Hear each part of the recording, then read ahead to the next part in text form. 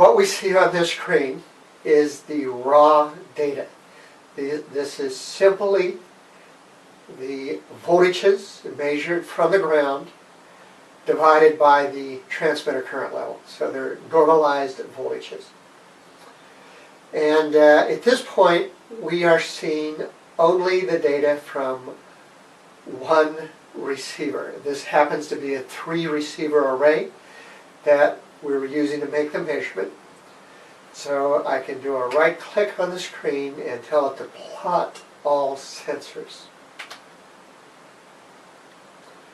And as soon as we eliminate these spikes, it will auto scale. We'll be able to see the curves on all 3 of those sensors. So what we want to do is get rid of these spurious spikes.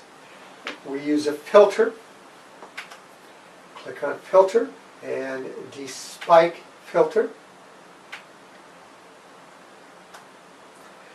And I am going to simply apply that despiking,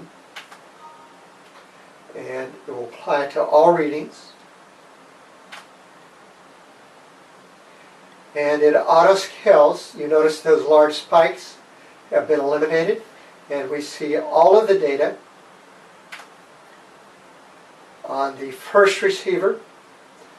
The blue is the second receiver, and the green is the third receiver. All very well coordinated. And we'll close that window.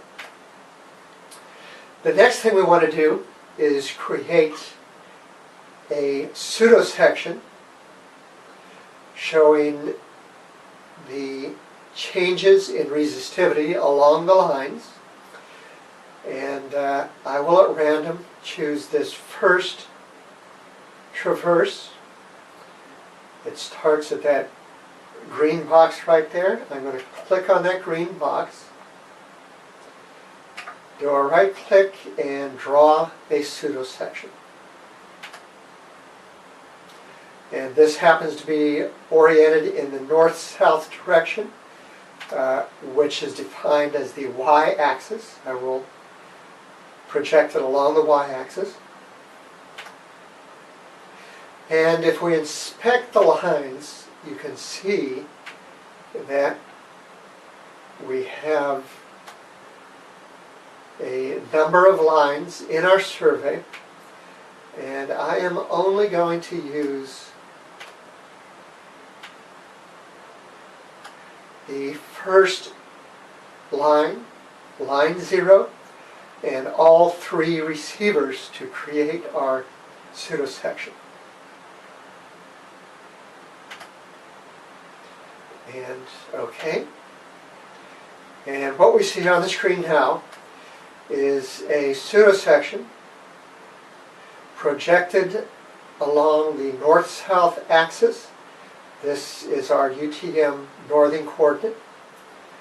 And the vertical axis is in end space, which is proportional to our depth of investigation. So this is basically a depth view along a single line in this survey. If I wanted to do another line, I can simply select another line,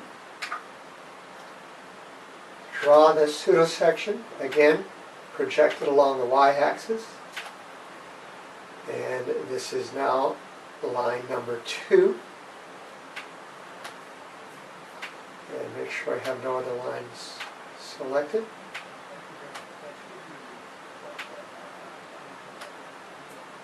And OK. And again OK. And I'm going to temporarily close these other windows so I can see both of my depth sections on the same screen. And these are 2 lines in different positions, separated approximately 2 meters from one another. They're on different color scales, so I'm going to put them both on the same color scale. I will go from a minimum of 85 ohm meters to 300 ohm meters. And I do this so I can compare the two.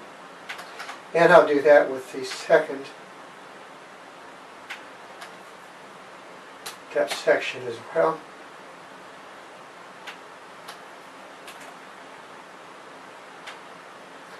And now what I'm looking at are two lines, two meters separated from one another. But you can see, if we line these up,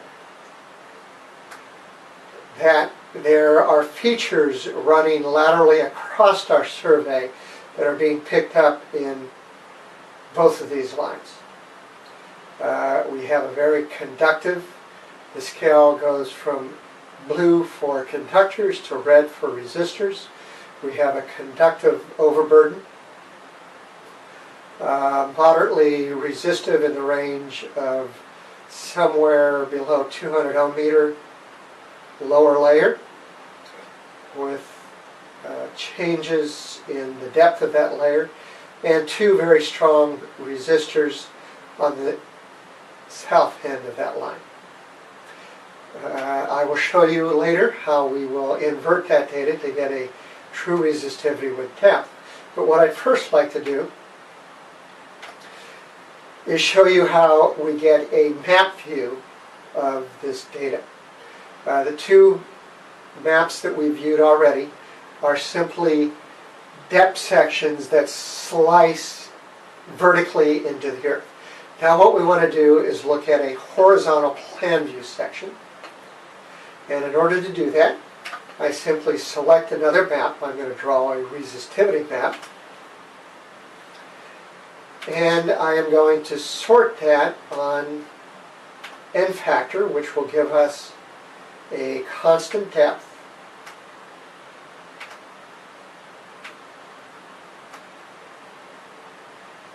And you'll see that we go from line 0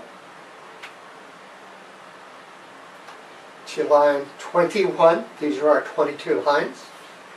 First with the first receiver, then with the second receiver, and finally with the third receiver, where each receiver represents a different depth of investigation.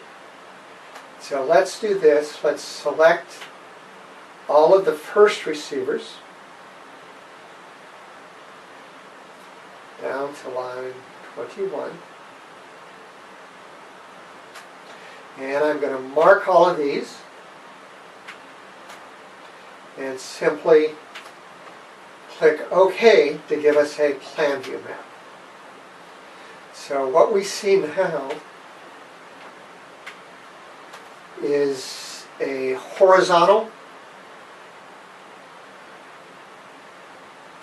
map of the entire section, and I will